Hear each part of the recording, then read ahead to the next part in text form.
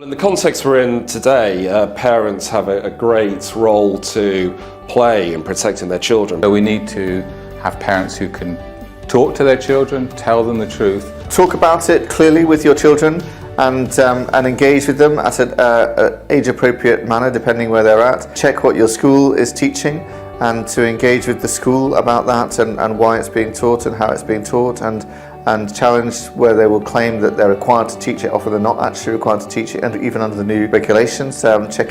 So parental involvement in the school curriculum, in the school as a whole, is to us very important. And quite interesting to consider the role of the church in protecting children, because what we're seeing is a capitulation in the churches. very important that churches are teaching strong moral values to children, and that parents are reinforcing the values that churches are teaching.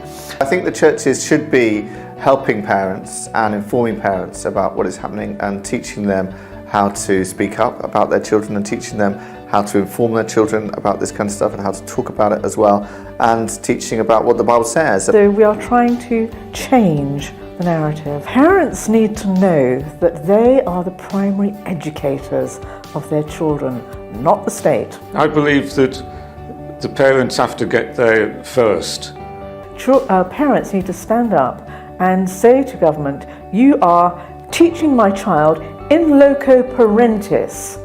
Therefore, I want my child to be educated in line with my belief and my values as is protected under UK law.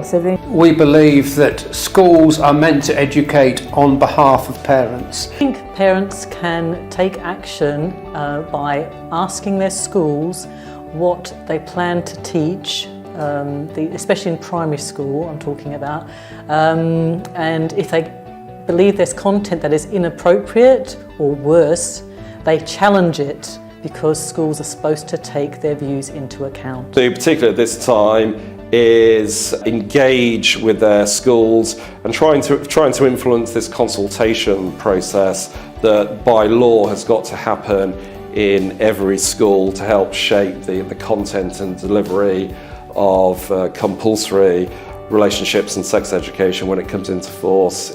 Being willing to start to go through a pain barrier which says we cannot trust the state to raise our children. We're responsible for our children. And we need to be prepared to stand up and make our voices heard in this whole area. Go out there and be willing to stand for what is the truth fearlessly. We mustn't, as Christians, think that somehow we're going to leave it to somebody else, or we're going to be content with just lobbying our MP and think that's enough for me.